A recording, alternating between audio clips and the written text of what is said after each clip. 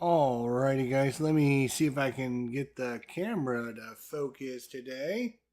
Hello. Alrighty, guys, let me see if I can get the camera.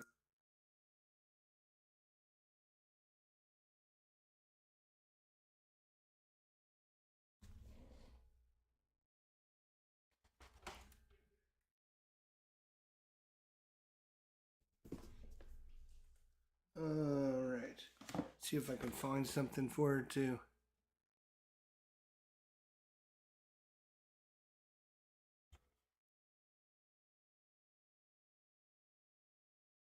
Oh, come on. Seriously, like.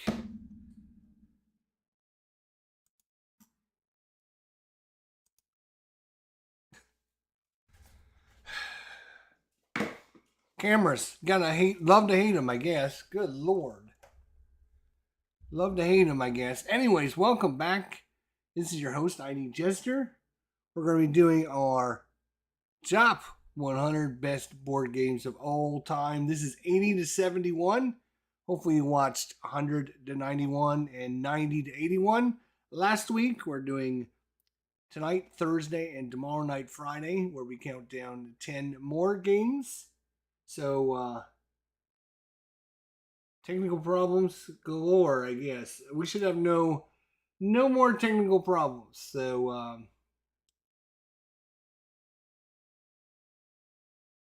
what is going on, Lower Snoreboard Gamer? Will GM for food. All right, so as I talked about previously in our intro and everything, we got 10 games we're going to introduce to you guys based upon my feelings about the game, how good the game is, how well it plays, how much I've played of it, and of course, how well it solos if there is that module available to it. We are going to be doing number 80 to 71 tonight. Of these 10 games, we have 3 war games, and we have only 1 sports game, and we have 2 games that I don't currently own. So when we get to those, we get to them. All right, so let's start off with number 80. Number 80, we just played this not too long ago on the channel. Actually, played this live and in person with, of course, Phoenix Knights. So this game literally dropped like 5 to 15 to 20 spots because when I played Phoenix Knight, he murdered me online. So it was not a very good game. And it's one of his favorites. It's not one of my favorites, but it is the old Gaia Project, a Terra Mystica game in space. It's basically Terra Mystica in space. Great little game. It does use mostly the Terra Mystica system. It does that pretty decently. It changes some of the rules, which I don't like. And it adds some complexity, which I don't like. It does add in a new track for the knowledge tracks, and it adds special resources in each of them, and I do like that. So there are things that I do like in this edition, Gaia Project. I haven't played it really enough, and that's why it's number 80, because I haven't played it enough. I only played it maybe 4 or 5 times. I played Terra Mystica a lot more than that, so I'm more used to that one. I'm just more used to it. So this one, I think, if I played it a few more times, I might enjoy it some more. Get used to the races. I'll play Phoenix Knight a couple more times on it, and see if we can get a little bit better score than we did last time. Gaia Project, my number 80 best game of all time. It's a Terra Mystica in space. If you play Terra Mystica, same thing, but in space with some changing of the rules and how you do things. But most of it's good. Most people enjoy Gaia Project more than Terra Mystica. And so, if you're into that kind of thing and you're looking for games that are really popular, Gaia Project, my number 80. My number 80. Great space theme. I don't have very many space games, to be honest. Now that I think about it, right? I think about it. We had a few. We had Space Empires at number 97. And I think that was the only other space game that we've had so far. So, I'm not a big space. I'm a fantasy guy, a horror guy, Arkham, and all that. And of course, the camera wants to do its thing again. I don't know why it wants to be so difficult today. Don't know why it wants to be so difficult. All right, well, let's go on. My number 79 is a combination. It's going to be two games in one because they're basically two games that are very, very similar. One you use the Axis and one you use the Allies. So that kind of narrows down what it is. It is a war game, of course, and we're talking about DVG, Sherman Leader, and Tiger Leader. So very similar games. The only difference being Sherman Leader, you play the Allies and use the Allies and kind of do different, obviously, the different campaigns with the Allies. And if you play Tiger Leader, you're playing the German Tigers and you're doing different campaigns with the Germans. So it's if you'd rather play the Allied side, you want to play this game. This is a solitaire only World War II ground combat game by DVG Games. And it's for a solitaire game. There's a lot going on. Being a DVG game really brings it down, though. DVG is one of the worst board game companies out there. Unfortunately, they make some pretty decent games, especially solitaire, but they are the worst company to deal with. So the only reason this game is on the list is because it is so good of a game and an interesting, fun system. I keep threatening to put more of this on my channel sometime because the one time I did do it, I was having internet problems and the internet kept crashing and it was just terrible. So Sherman Leader, Tiger Leader aren't my number 79 World War II ground combat solitaire. It's part of the Leader series. So if you've got any of the other Leaders games, very similar. Obviously, World War II ground combat. If you like that kind of thing, one of these two games should fit your boat. I enjoyed them both. I got them both, and it just so happens I pulled this one down because it was on top of Tiger Leader over there. And my number 79, Sherman Leader / Tiger Leader. All right. So there you go. That is number 79. Number 78 is a monster. It is probably the biggest box game. It's very close in size. It is tied with another game I have in here. This is how big this game is. My number 78 is a monster game.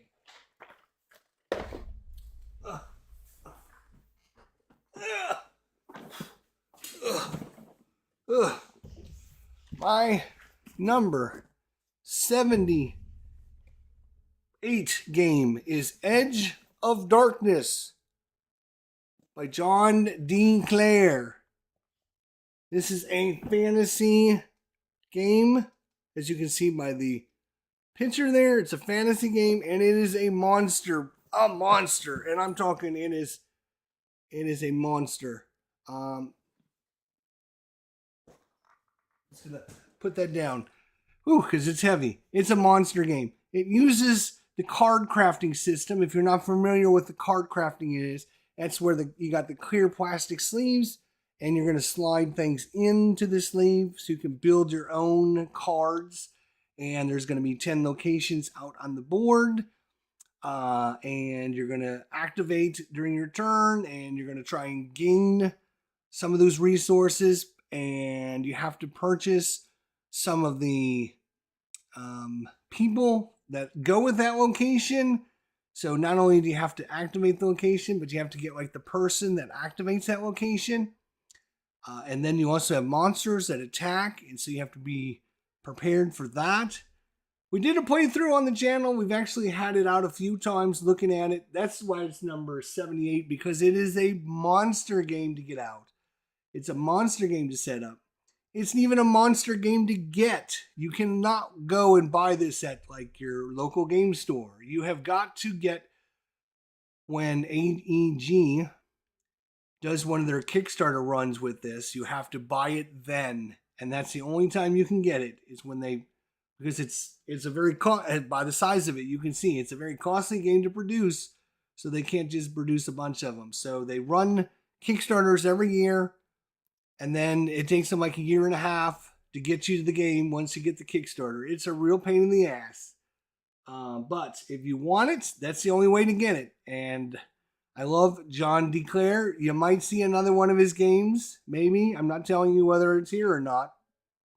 But you might see another one of his games somewhere on the list here.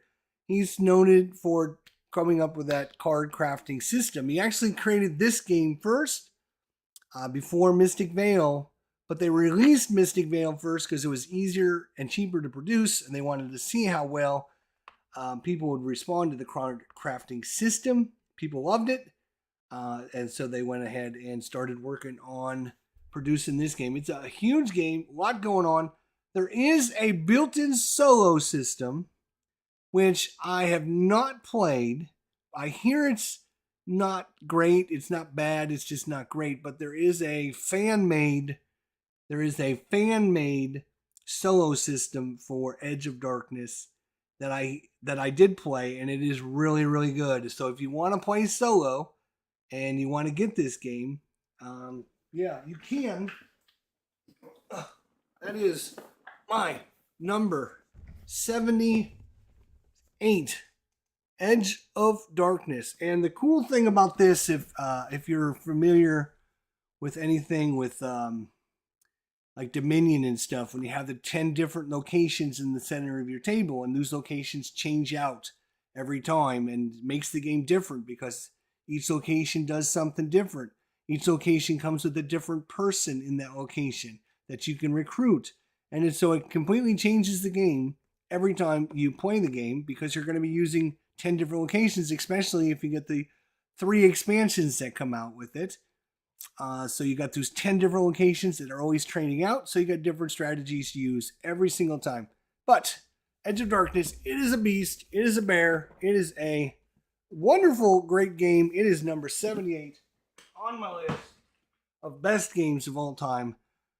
Whew. And it's, if you get it, and it comes in the mail, it's a beast to unpackage, but it's well worth it if you can put up with it. Happy Bobby, how you doing?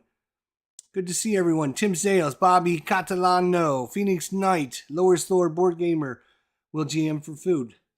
My number 77 is much smaller than that game. Much smaller. In fact, you might even say it is very small, as we're talking about Small World is my number 77 best game of all time.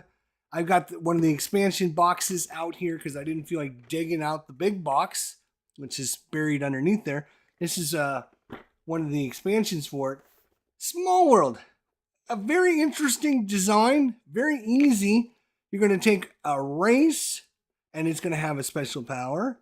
And then you're going to take a special ability that's going to have a special ability, and you're going to randomize those. And you're going to have all kinds of different combinations. So you can end up having wizards that are like nomads. And you can have, let's see here. Let's see if it'll tell us what the powers are in this. It probably will. Let's open up the box. Shall we open up the box? I actually have both the expansions, big expansions. So you can have the aquatic power, the horde power, the behemoth, the peace-loving, the curse, the ransacking, the fireball, the wear, the historians, the marauding, and those are all the abilities. Then you combine them with the races, which are the fauns, the nomads, the goblins, the priestess, and the kobolds, the ogres, the shrubmen, and the white lanies. And of course, each of them have special abilities and special powers. And so, as you're playing through the game, You're going to choose different races and power combinations. And you're going to have a huge stack of them, and they're going to randomize together. And so that's going to make the game super different every time. And it's very simple area control. You put your pieces on a map, and if your pieces outnumber your enemies, then you take over that space, and then you earn income based upon how many spaces you own. And the cool thing about this game is it doesn't last very long. I think it's just 8 turns. But each of your races go into decline after a couple turns. And so you'll be rotating in and out races and superpowers. And so you're going to run like the nomad werewolves for a couple turns. And then they're going to go in decline, and then you're going to get to the marauding wizards, and you're going to have to run them for a couple turns. And then finally you're going to have to get the Empress White Ladies, and they're going to have to finish up with them. So it's all about deciding which race combo special ability works really well. And also area control on the map with your different units. And it's kind of a slight little wargamey. It's not really. It's more area control, but you're kind of fighting over territories with other people because they're trying to do the same thing. And it's really fun because you get all these different combinations when you start getting some of the expansion packs, and you get lots of different combinations that you'll have. And you can try different strategies and different powers. It's a very simple game. You're going to get so many of your units, and you're going to bring them on the map. And then you're going to hope to take over lots of territory because they're all worth coins, and the coins are victory points at the end of the game. So it's very easy rules, but there's so many cool combinations that really make this game a fun, interesting game. So my number 77, we went from the biggest game, 78, Edge of Darkness, to the smallest game, Small World, number 77. My number 76. Number 76. Our 76 is going to be a war game. We just had this on the channel. We actually played this live and in person again for the second time on the channel just recently. I think it was at the end of April. I know it was at the end of April because I was extremely sick when we played. And I had 102 temperature. So if you watch that replay, you will see me sweating and passing out during the live stream. But I did it for you guys. My number 76 top best game of all time is Tank Duel / Tank Duel North Africa. I'm putting them into one group. So it is going to be either one or both because they are solo standalone games. But you can also use North Africa, obviously, as an expansion to Tank Duel. This is all about getting some of your people together and sitting down and just maneuvering your tanks around with cards. Use cards. And I like the tank boards are these huge, nice, thick boards that you use, and then you're going to use your cards to maneuver and then attack and do damage to your opponents. And we played this on the channel if you haven't seen it. It's a lot of fun. If you get 4, 5, 6, 7, 8 people together and you just want to sit down and have a good time just shooting one another and just doing some fun war game, very light war gamey stuff. Tank Duel, you can't do any better than Tank Duel. It is just super fun. There's some strategy involved in what cards you use. You need a card for initiative. The lower the initiative number, the sooner you go. And then shooting before your opponent might end up being good because you can blow your opponent up. And if you're a rough swordsman and you're driving around in a big yellow tank and everyone's shooting at you, you're not going to be on the battlefield very long. Tank Duel is just a fun time. It doesn't play. You need to have at least, I would say, 3 or 4 people to play this. Might play 2 okay, but obviously the more people, the better. So solo, that's why it's number 76 for me, because it's just hard to solo all those tanks by yourself. You're going to have at least 2 German tanks and 2 Soviet tanks, or 2 German tanks and 2 British tanks if you're doing the North Africa. So that's 4 tanks you're running, and 4 hands of cards, and keeping track of all the resources and maneuvers and special abilities and stuff. So if it does have a solo mode. I have not tried the solo mode. I think it's designed more for multiple people. So it would rank higher if it had, if it was easier to manage solo, but it's just not. Just like Edge of Darkness has a solo mode, but it's just so much to it. It's hard to manage it. It's not going to make it into the top 50 because it's just going to be too hard. Same thing with Tank Duel. There's just so much going on, so much activity, so many cards you're going to play, and there is some hidden information with initiative numbers you're putting down. And obviously, if you're playing that solo, then you're going to know which tank is going to shoot first. You could randomize it, you could do different things, but Tank Duel by our good friend of the channel, Mike Berticelli, and of course GMT. So definitely check it out if you're looking for a great war game, very light war game, fun party, just shooting one another, hanging out, and beer and pretzels, and you still want a little bit of meat on your bones, then Tank Duel is the game for you, for sure. All right, number 76. All right, number 75. I mentioned I have 2 games on our list today that I don't currently own. And this is one that I don't currently own. So let me bring it up here. This is a awesome, super good. We've already seen at least one Fantasy Flight living card game. We're probably going to see a few more as we go along. This is like one of my all-time favorites. The reason this actually falls down to number... What are we at? I can't even remember what number. I was going to put the numbers up and I completely forgot. This is number 75. I should put the numbers up. There we go. Number 75. There we go. The reason it falls down to number 75 is just hard to find now. It's expensive. And it's just hard to get to play anybody because obviously you need the cards to play. And when it was out and it was in print and it was... very exciting. I'm going to just have the camera focus in. It's not Small World. I'm just going to have the camera focus in. There we go. For some reason, it doesn't want to focus in on me. It might be my black shirt. I'm not sure. So when this game came out and it was popular, which was back in 2009, 2010, 2011, 2012, they were coming out with expansions every month.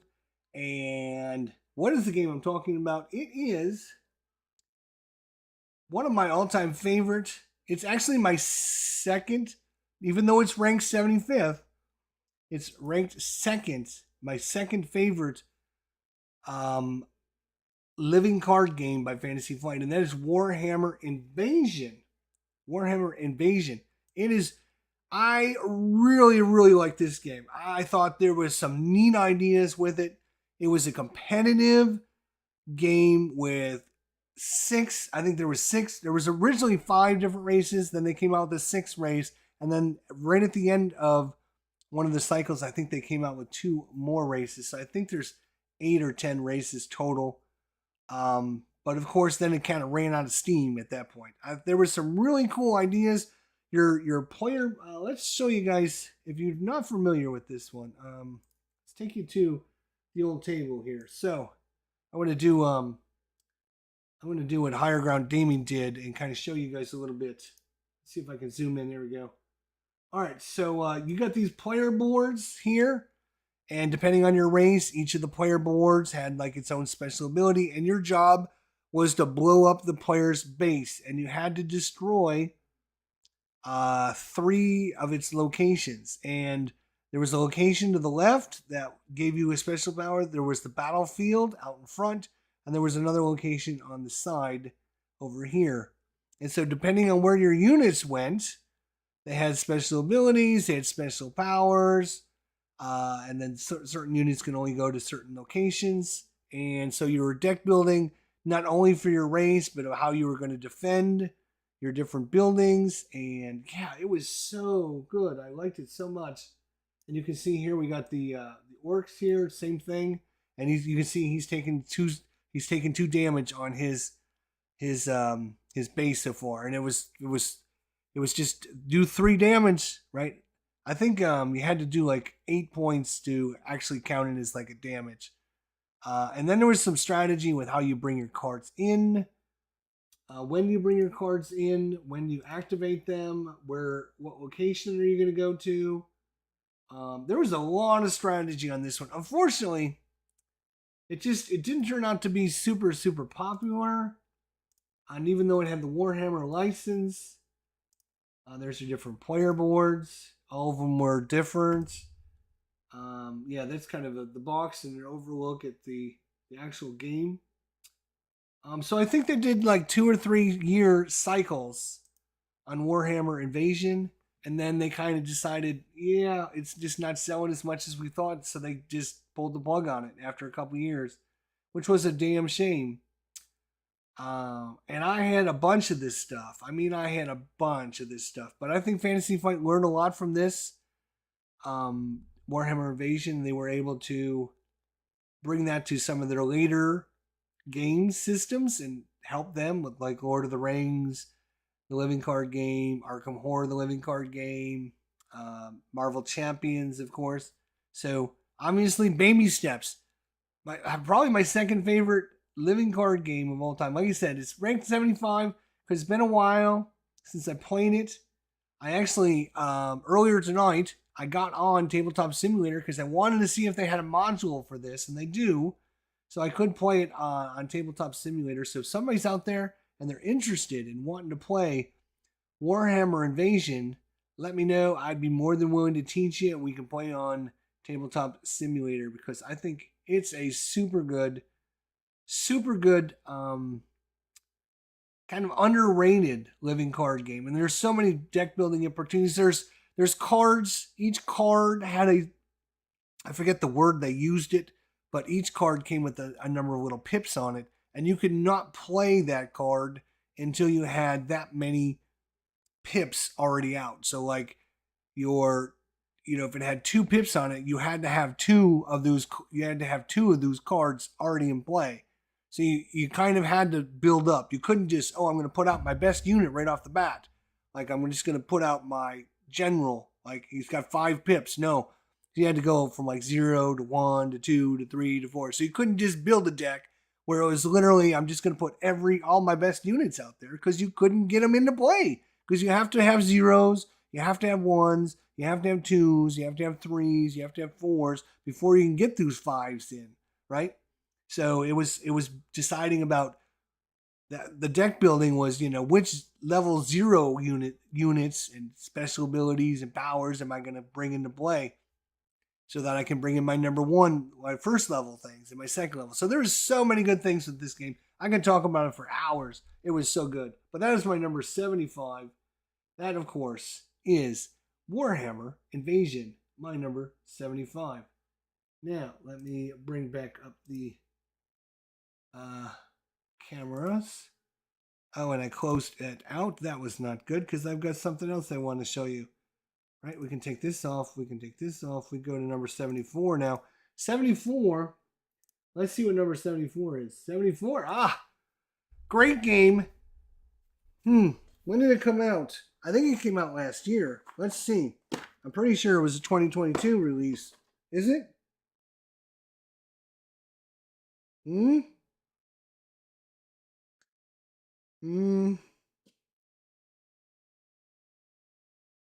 It actually has 2021 on the box.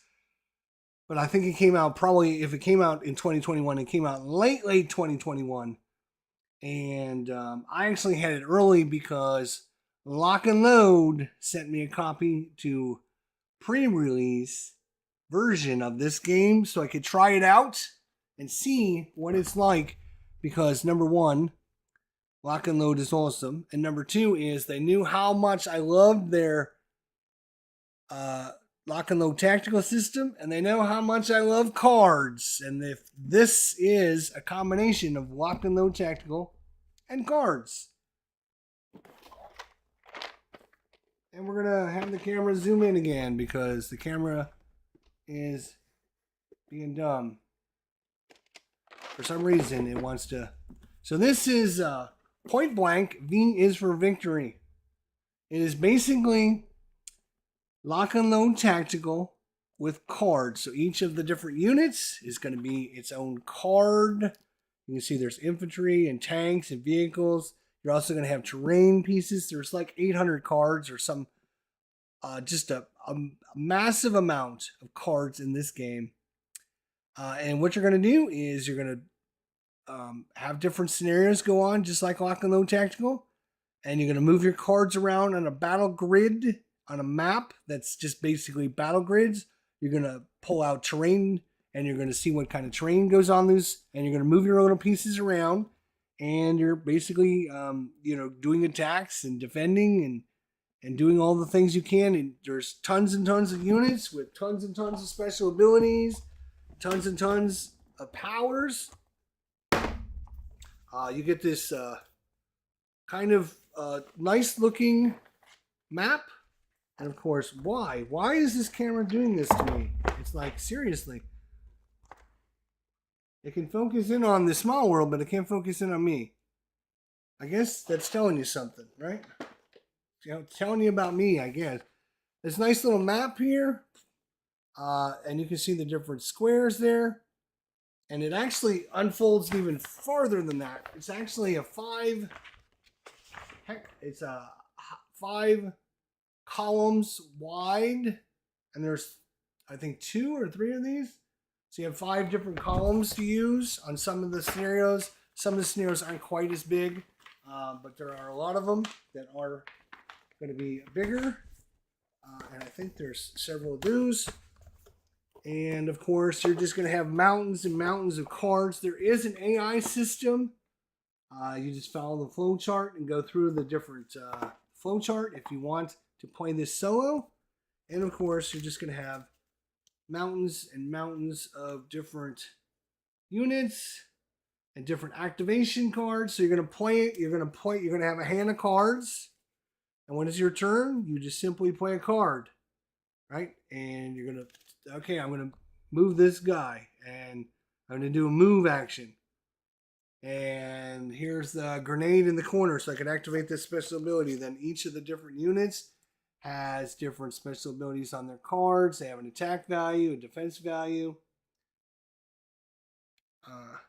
And of course, there's tokens, there's support weapons, there is vehicles, there is French units, there's British units, there's German units. There's just a ton and ton and ton in this box. And this game would probably be in my top 10 games of all time if I can freaking find a time to play it some more. The reason it's number 74 is I just haven't had a chance to sit down and play with this. It is a super good game. I highly, highly recommend this game. It is my number 74. Again, this has probably got the potential to be in the top 20 for sure, if not in the top 10 for me, because it's lock and load tactical, it's card driven, and I mean, it's basically the rules are lock and load tactical with some minor variations. There's some surprising, right? Because you do the map adjusts as the scenario is played. There's just so many good things to say about this game. I would like to rank this higher. It's just I can't because I just haven't played it enough. I've only played it once or twice, and I definitely got a good grasp of this, and I know how much I would like this game. So that's why it's my number 74. Normally, if I haven't played it more than a couple times, I really have a problem putting it on, high on my list. But I love this game. When I play it, I just have to find time. Have to find time. Don't we have to say that? Don't we all have to say that, right? Have to find time. That is my number 74. Point Blank. V is for Victory. My number 73. My number 73 is... Oh, this is a game that I literally have not got on the channel yet. I played it several times offline, and I played it many times or several times with friends and stuff. But it's basically a solo zombie game, which I love. I love horror. I love zombie. I love, that whole, the world's coming to an end and everything is riding on our shoulders to come down. I just actually picked up, where is it? It's probably up there somewhere, isn't it? I literally just picked up Dead of Winter because I love that theme, right? That survival, every choice you make, right? We can either feed our people or we can try to get some gas for our car that we might need to so we can light our, do we go out, do we send some people out in the blizzard to get some food, to get some wood so we can keep the fires lit? But then, sending the people out in the blizzard, this is tough survival decisions. And that's basically what you got coming up here in my number. Whoop, I better put it up. Number 73. I got to remember what the numbers are. It helps me by having it on the number. This is Fry. Great friend of the channel, Herman Lutman. Dawn of the Zeds. Dawn of the Zeds. This is all about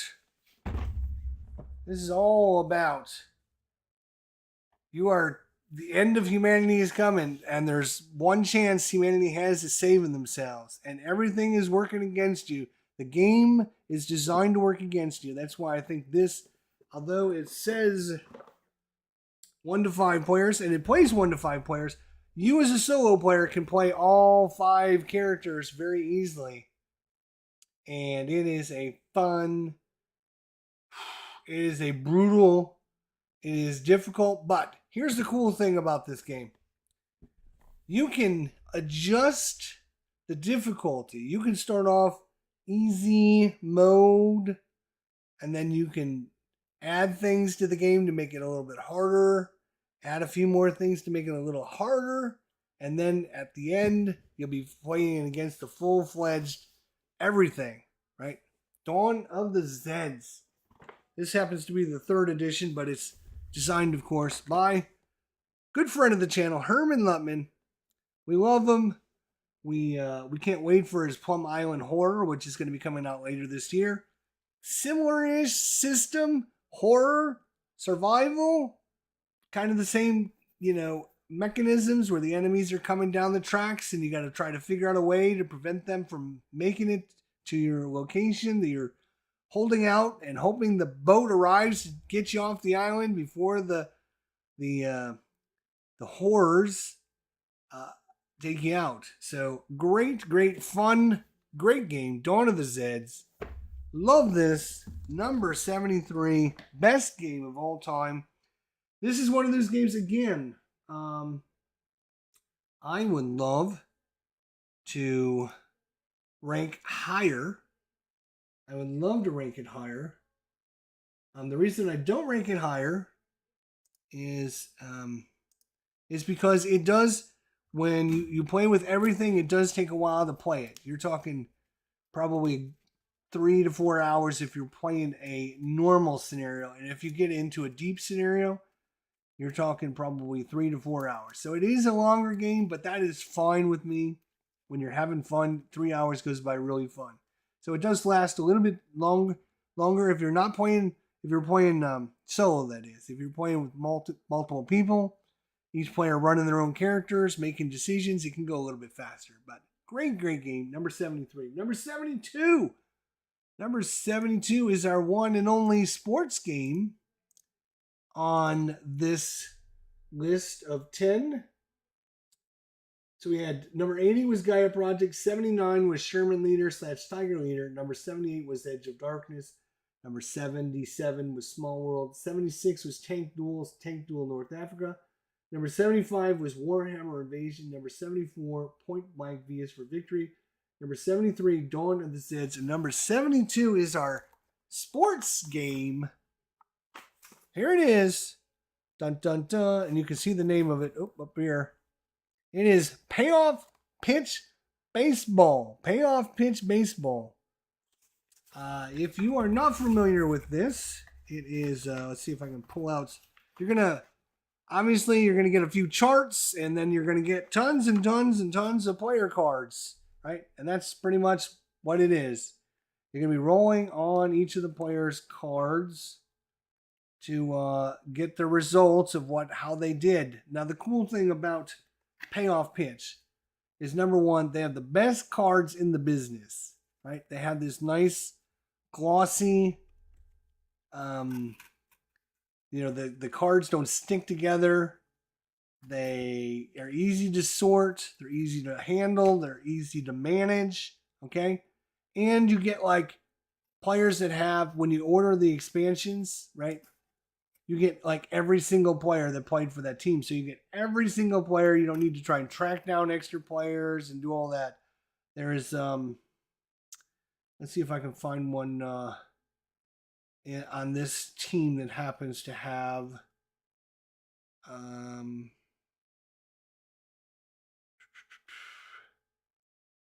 at bats. Let's see how many at bats we can give them here. Here's one, 5 at bats. Here's a pitcher that had 2 games. So he was in 2 games. So again, if you're doing a full season replay and you want every stinking player, right? And that's important to you, then, Payoff Pitch definitely supplies that. Here is a player, Rafael Bautista, who played in 9 games as a batter. He had 6 at-bats. He had no doubles, no triples, no home runs, no walks, and a strikeout. His average was 0.00. So not a lot of great results on Rafael Bautista, but he's got a card, and that is important to me. If it's not important to you, well, it's not important to you, but it's important to me. Cool thing about Payoff Pitch is you're rolling on the pitcher card first. The result on the pitcher card will tell you whether it's a tough result, a ballpark result, a patient result, a wheelhouse result. It'll tell you what result you're going to use on the batter card. Obviously, the tough results are much tougher to get hits on. Patient results are easier to get walks and a few hits. Wheelhouse is, really easy to get home runs and good hits. And in play are your chances of getting like a double. And then the results, if it's outside of those ranges, then you have a whole result column here, which will give you your results. So let's just say I had let's choose a different pitcher up here. We had Sean Kelly, and he was facing off against Trey Turner. I'm going to roll 2d6, and let's see what we get.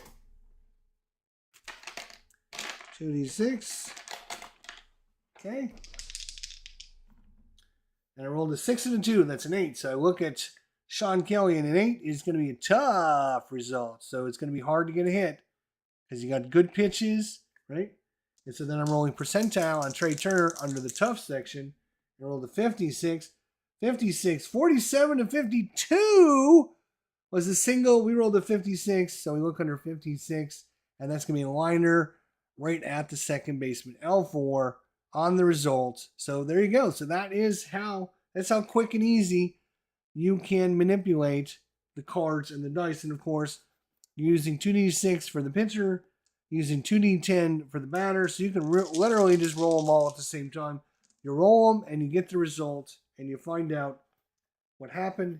Each of the different teams has their own card for their ballpark that will adjust how easy or hard it is to hit home runs and get hits on there or cause errors or whatever.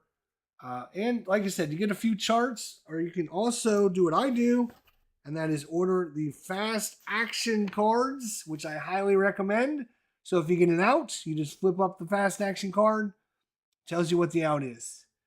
Or if you get a defense result, you can flip up the fast action card. You don't need to roll on the chart or anything. You just flip up the fast action card. It'll tell you it's an error check on the third baseman. So fast action cards make it play faster for me. Or you can use their charts, whatever you want to do.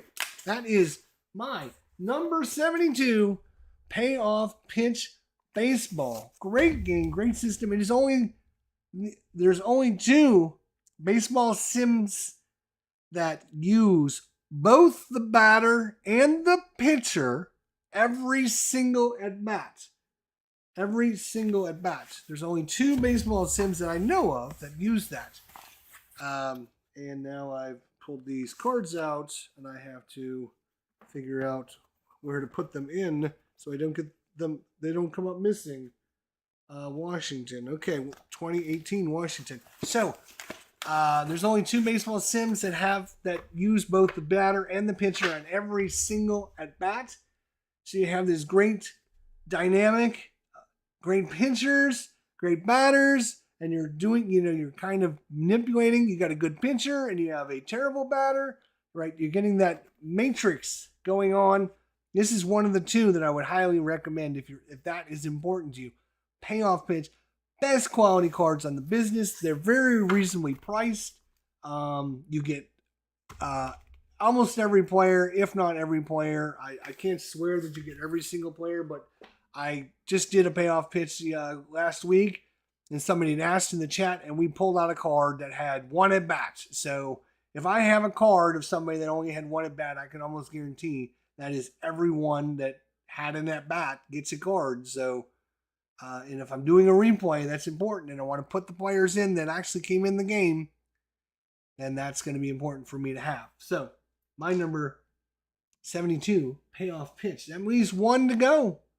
1 to go. And this is my other one that I don't currently own. And that's because I sold everything when I moved down here to Florida.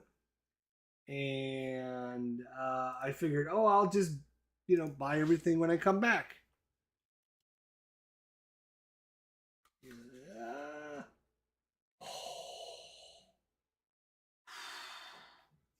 Oof. All right. This game is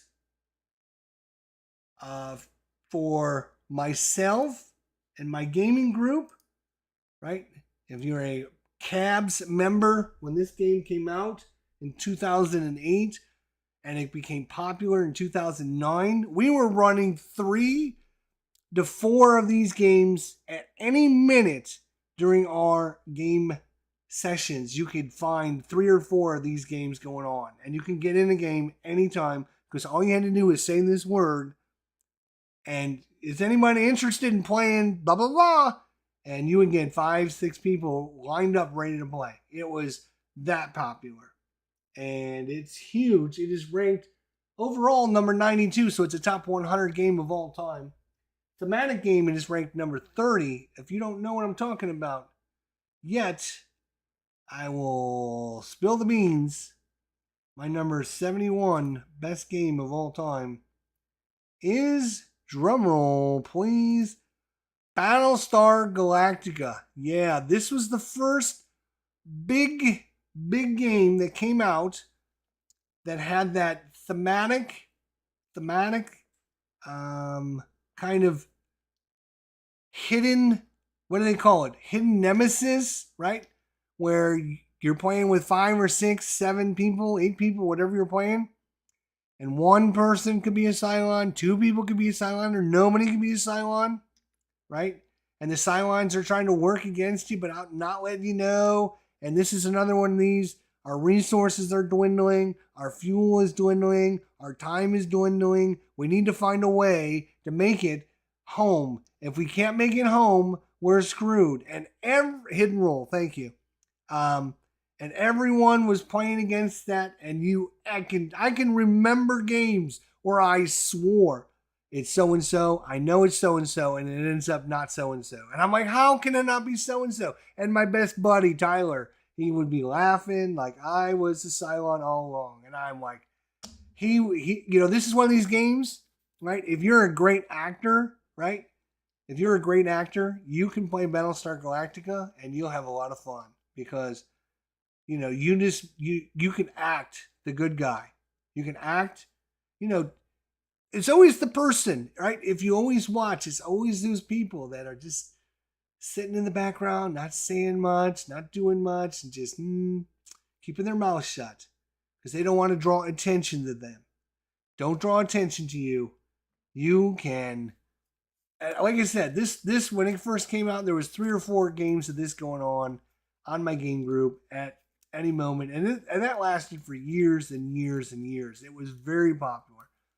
Now, yeah, obviously it started dying down after a while, and everyone got kind of sick of it because they got burned out on it. But when I came down here to Florida and I sold all my stuff, I said, I'll just buy it all when I get down to Florida. I'll just buy everything. But man, it is expensive. This is not a cheap game to get anymore, especially the expansions. And so now I really regret not keeping all my stuff because there's no way I'm going to be able to buy this game and the expansions. And it is one of these games that you cannot play solo. I mean, there's just no sense in playing this solo. You have to play with minimum. I guess you can play with 4, but you have to. More is better. 5, 6, 7, or 8, is best. 4, if you have 4 really dedicated people, I guess would be okay.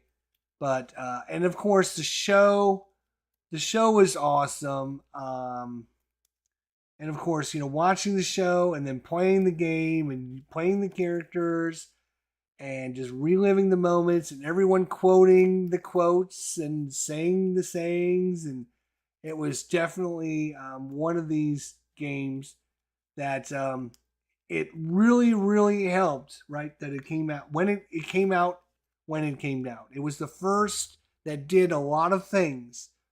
It was the first game that kind of had that hidden mechanic. It was the first thematic game that was going on. It was kind of like almost the first survival game too. And so it really filled a niche for a lot of people. Now there's a lot of games that kind of do that. And so this was kind of, there was probably others that did it before this one, but this was like the first big hit. This is like the one that really took it off. So Battlestar Galactica, my number 71, best all-time board game of all time. So there you go. That is the list from today. Let's go over it one more time for you guys at home. Whew, here we go. Let's go through this. Let's get rid of this here. There we go.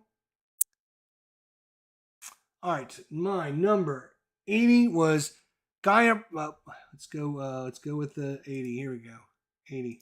There we go. Let's get rid of the 71. My number 80 was Gaia Project.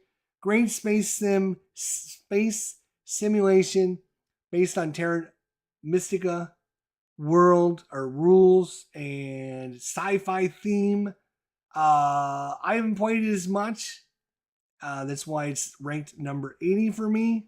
And it just, the theme doesn't do a lot for me, and I just don't know it like I know some other games, so that's why it's ranked number 80. Although it is a highly, highly rated game. I highly recommend you check it out. My number 79. Sherman Leader, Tiger Leader, combination, DVG. That's all I have to say. It's a DVG game, so buyer beware. Buyer beware. But if leader system, you play solo, solitaire, you're looking for something, it's a good game. It's a good system. Too bad it's by the worst company in the world. Number 78. Edge of Darkness. Monster game. Hard to get. There's a lot of things working against this game. Monster on the table. Space everywhere. You're going to need lots of space. The solo that comes in the box is not great, but yet it made number 78 because it's that damn good and that damn fun. It is a monster, but for me, it's worth it. I know a lot of people will probably not rate it that high, but for me it is. 77, Small World, classic game. If you've not played Small World, get together with 4 of your friends and play Small World. And you can teach them it in literally 10 minutes. You guys can all be up and running and playing. And it's going to be a lot of fun. And it's going to play different every single time because your stack of 50 races and your stack of 50 different powers are going to get shuffled together, so they're never going to get the same combination twice. And every time they come out, you're going to be running different races with different special abilities. And it's fun. It's super cool. It's an all-time classic. Small World. Number 76, Tank Duel. Tank Duel, North Africa. Another great. This is the 71 to 80 must be my party. Must be my party group. Because there's like 5 of them, right? If you want a nice light war game party and you have 4 to 6 of your friends and you want to just blow up one another's tanks and try and complete missions, Tank Duel. It's a lot of fun to do that.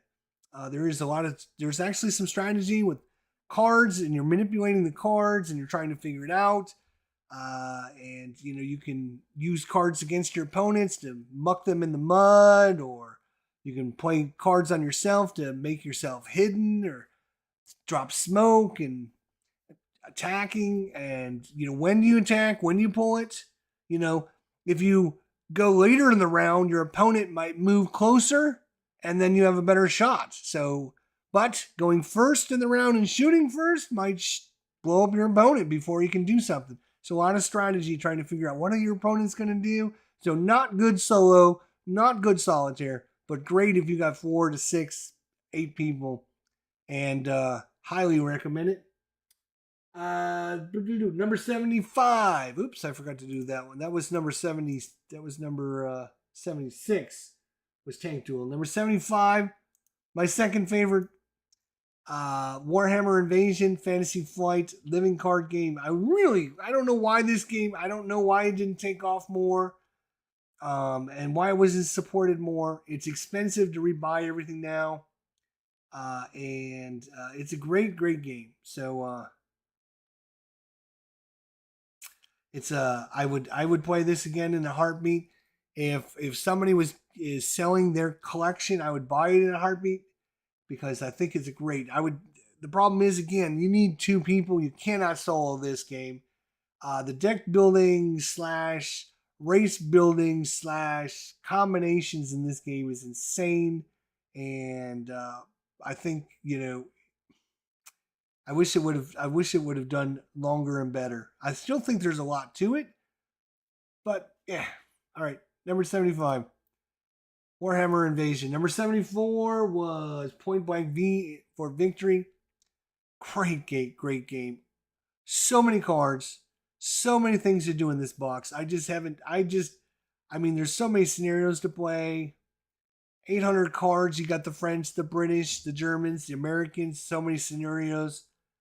If it was just smaller, if it took up a smaller area, right? Having that 5 columns wide takes up a little bit too much room for my desk.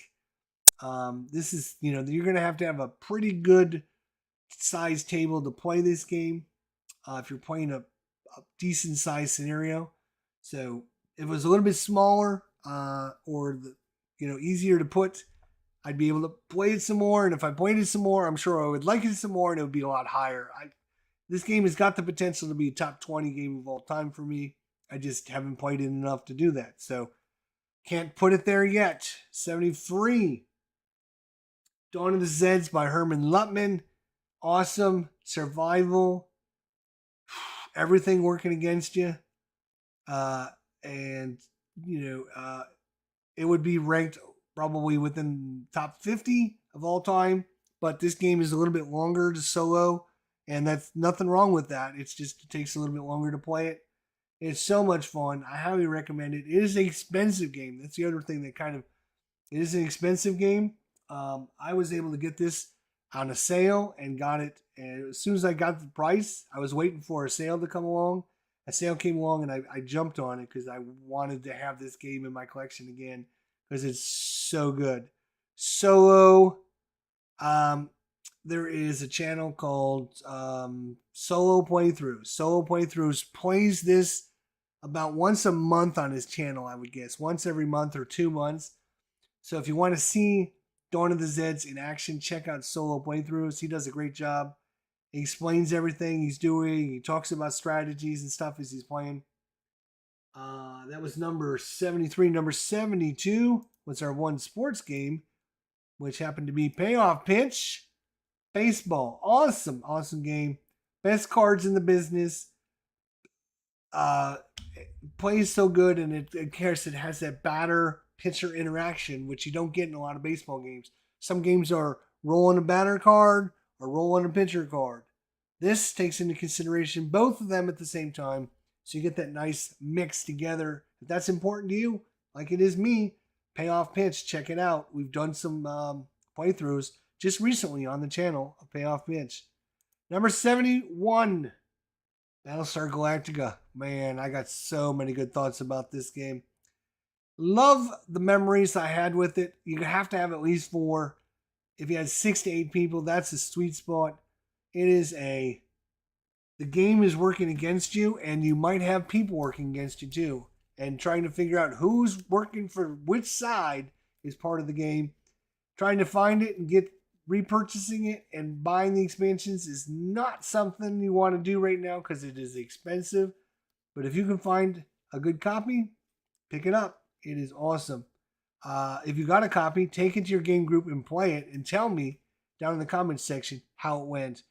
And if you had a blast from the past, man, it's been a while since I played. I mean, like I said earlier, we played this probably for 4 years at our game club, and probably every week for like 4 years. And then I think everyone got burned out. Like nobody wanted to play it anymore.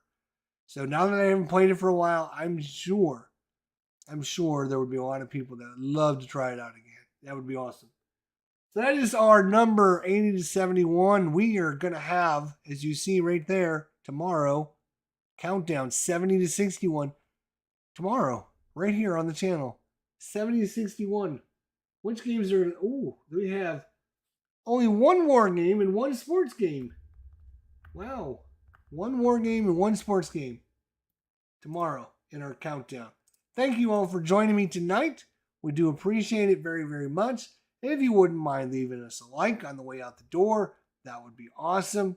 Thanks everyone for coming out. Don't forget, April 30th, which is Sunday, April 30th, we start our countdown 50 down to 1 with Lower Store Board Gamer, Phoenix Knight, and Higher Ground Gaming, all 4 of us on the channel right here, Sunday night at 8 o'clock, and we're going to go through our 50 to 41, starting the countdown, the last 50 games, April 30th, a Sunday night. We're going to do that for 5 weeks in a row as we count down the final 50 games. So that's why I'm trying to get my 100 down to 51 done ahead of time. So tonight, tomorrow, and then next Thursday, we'll be done, ready to go. For 10 days from now, we'll be doing our countdown with Lower Slower Board Gamer, Phoenix Knight, and Higher Ground Gaming. Make sure you go subscribe to their channels. Make sure you leave a comment for them. Let them know you're excited to see their list. Lower Slower Board Gamer has already done his top 100 to 91, and 90 to 81, and 80 to 71 on his channel. So go check out his stuff and see what's going on. And then Lower Slower Board Gamer, I have not watched it yet, but I noticed he put out a preview video on his channel. So I got to go check that out. And of course, if Phoenix Knight does the same thing, be sure to check out what's going on over there. Until tomorrow night at 8 o'clock, we will see everyone then for our countdown of 70 to 61. Hopefully you enjoyed this one. If you did, let us know in the comments down below. And we'll see you all down the line. Take care, my friends.